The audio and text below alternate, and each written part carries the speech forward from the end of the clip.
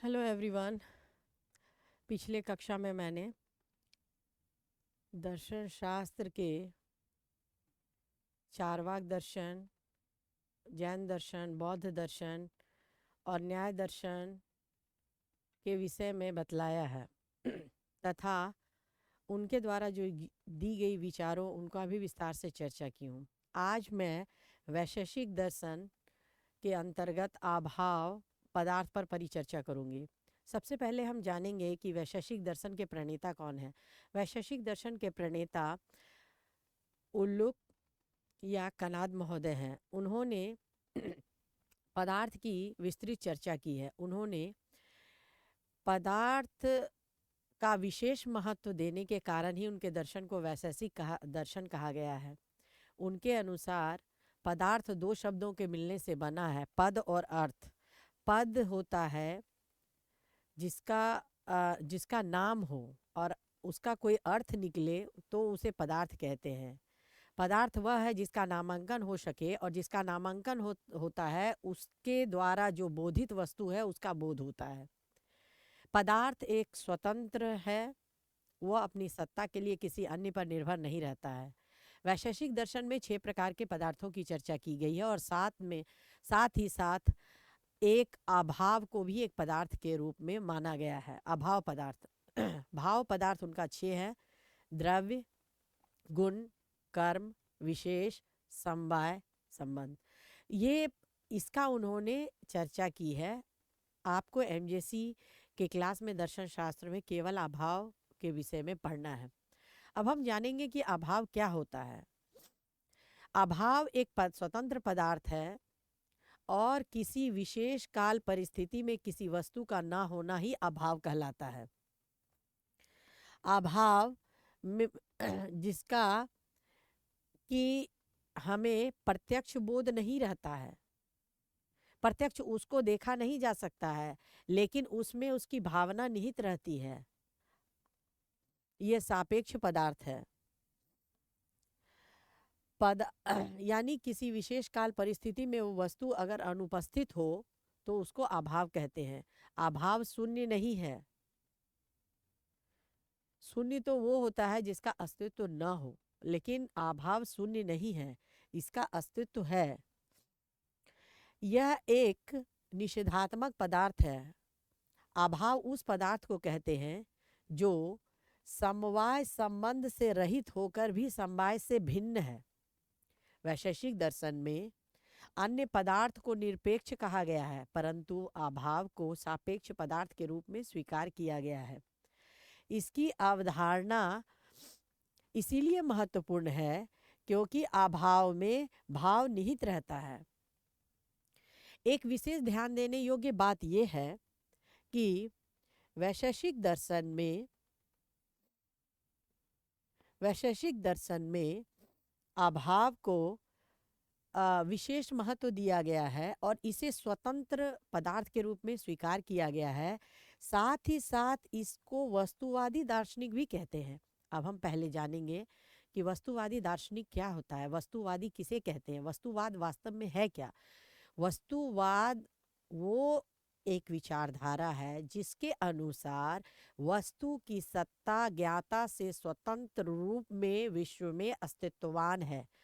यानी कि जब हम वस्तुवाद की चर्चा करते हैं तो पाश्चात्य दर्शन के वार्कले जो आत्मनिष्ठ प्रत्ययवादी हैं उनकी चर्चा भी वहाँ होती है, क्योंकि वो एक ऐसे दार्शनिक है जो कहते हैं कि वस्तु का स्वतंत्र अस्तित्व है ही नहीं, वो तो ज्ञाता की संपत्ति है। इसी पर उन्होंने एसेप्टी परसिपी का सिद्धांत दिया था।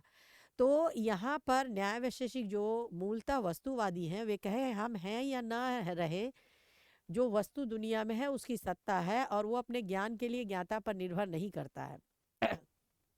अब जानेंगे कि ज्ञान कैसे होता है। सबसे पहले वो पदार्थ है, फिर एक ज्ञान प्राप्त करने वाला प्रमाता है, और तीसरा उस दोनों के बीच रिलेशन है। जब रिलेशन हो जाती है तब ज्ञान की उत्पत्ति होती है। यानी ज्ञान और वस्तु दोनों भिन्न है, दोनों एक नहीं है, दोनों को एक समझना भूल है। तो यहाँ पर वस्तु ज्ञान से भिन्न है तथा यह ज्ञान से सर्वथा स्वतंत्र रूप में विश्व में अस्तित्ववान है। इसी प्रकार अभाव एक निषेधात्मक होकर भी भिन्न है। ऐसा नहीं कि वो निषेधात्मक है तो उसका अस्तित्व नहीं है, उसका अस्तित्व है। वो एक सापेक्ष पदार्थ है। पदार्थ का निषेध और उसका निषेध का ज्ञान होना, ये दोनों भिन्न भिन्न चीजें हैं, ये दोनों एक नहीं हैं, ये दोनों एक नहीं हैं।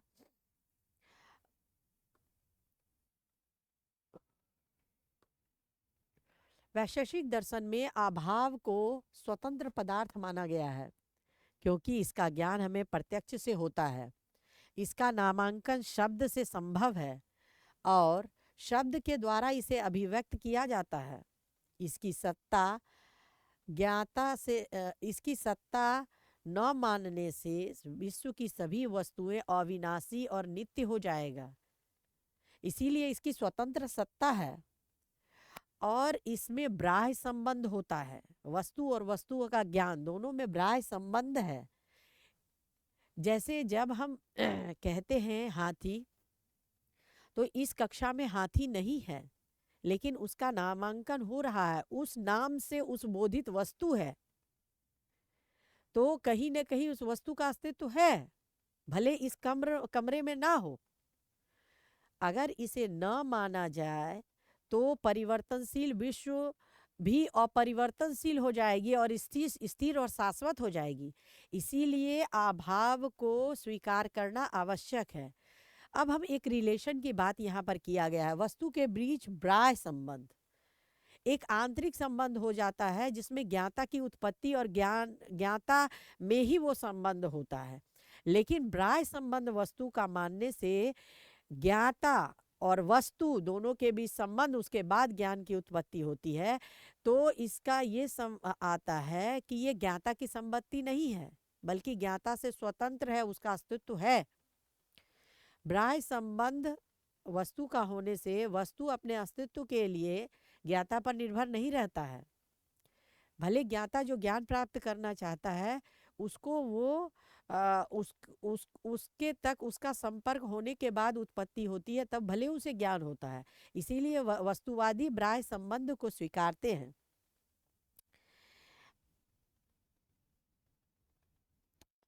अब हम मोक्ष पर परिचर्चा करेंगे। जैसे कि भारतीय दर्शन में मोक्ष को दर्शन की आत्मा कहा जाता है। तो मोक्ष के बिना दर्शन या तो कहे अधूरा है, या उसका एक महत्वपूर्ण कड़ी जो है दार्शनिक का लक्ष्य है कि जन्म मरण से मुक्ति, ज्ञान के अभाव से मुक्ति, अविद्या के ज्ञान के अभाव जो हमें होता है, जिसके कारण ही हम जन्म मरण लेते हैं और अनित्य वस्तु को नित्य समझकर व्यवहार करते हैं, ये सब अभाव के कारण ही संभव हो पाया है। मोक्ष वास्तव में समस्त दुखों का अभाव है। इसीलिए अभाव के बिना भारतीय दर्शन की व्याख्या नहीं हो सकती है, जिसमें कि मोक्ष का कंसेप्ट आता है। मोक्ष के कंसेप्ट में जो दुख से मुक्ति है, त्रिविध दुखों से मुक्ति, जैसा कि सांख्य दर्शन में परिचर्चा की गई है। अब मोक्ष के कॉन्सेप्ट को मारने वाले सभी दार्शनिक इसकी चर्चा करते हैं। भगवान बुद्ध ने प्रत्युत समुत्पादवाद में भी दुखों के कारणों का उल्लेख किया और उससे मुक्ति निर्वाण की बात की है।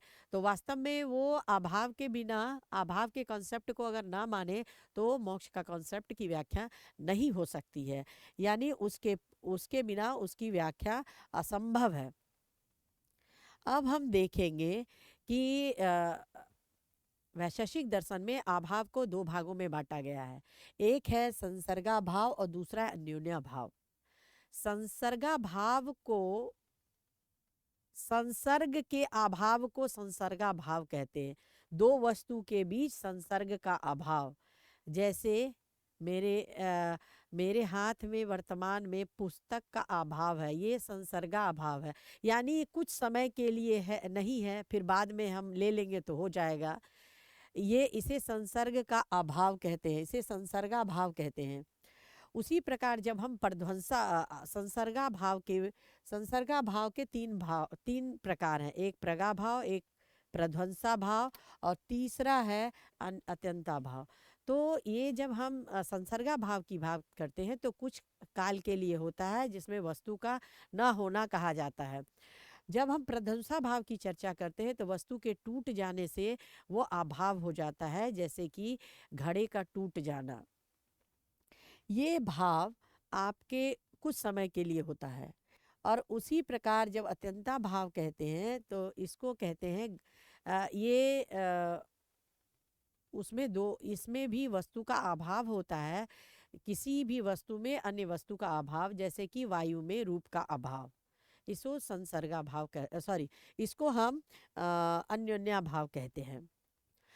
अब हम ये देखते हैं कि किस प्रगा भाव की जब उत्पत्ति होती है, प्रगा भाव में किसी वस्तु की उत्पत्ति के पूर्व उसका अभाव रहता है, लेकिन जब वस्तु उत्पन्न हो जाती है तो वो अभाव समाप्त हो जाता है। यदि यदि ये अनादि ये आदि नहीं है लेकिन इसका अंत है, यानी वस्तु उत्पन्न होगा तो उसका अंत हो जाएगा। दूसरा, हम प्रध्वंसा भाव की बात करें तो वस्तु जब टूट जाती है, जैसे पहले तो संसर्गा भाव यानी कि मिट्टी में घड़े का अभाव होता है, तो बन गया तो निर्माण हो गई, लेकिन जब वो टूट गया तो प्रध्वंसा भाव हो गया। मतलब वो आदि है लेकिन वो अनंत है, कब उसका बनेगा इसको कहा नहीं जा सकता है। अब हम बात करेंगे अत्यंता भाव की। तो इसको तीनों कालों में जो अभाव होता है उसको अत्यंता भाव कहते हैं। जैसे कि वायु में रूप का अभाव भविष्य में नहीं होगा, भूत में नहीं था और वर्तमान में नहीं है, इसको हम कहते हैं अन्योन्या भाव। एक है अन्योनाश्रय भाव। इसको क्या कहते हैं? दो चीजें एक ना होना, जैसे गधा घोड़ा नहीं है, इसको अन्योन्या भाव कहते हैं। ये कभी भी संभव नहीं है। तो अभी मैंने इस अभाव को विस्तार से इसकी चर्चा की है। इसका दर्शन में विशेष महत्व है। मोस्टली जितना भी कॉन्सेप्ट को लेकर मोक्ष को लेकर के जितनी भी चर्चा होती है, या कॉन्सेप्ट ऑफ सोल है, या अब दिन प्रतिदिन की लाइफ है, तो उसमें किसी चीज़ का अभाव होता है तो हम उसकी चर्चा करें। ये व्यवहारिक भी है, हमारे दैनिक जीवन में भी इसका हम उपयोग करते हैं। इसीलिए इसको वैशेषिक दर्शन में पदार्थ का चर्चा किया गया है और विशेष रूप से इसका विस्तार से चर्चा की गई है। अब मैं अगली कक्षा में इसके आगे के दार्शनिकों के बारे में बताऊंगी। आज के लिए इतना ही। धन्यवाद।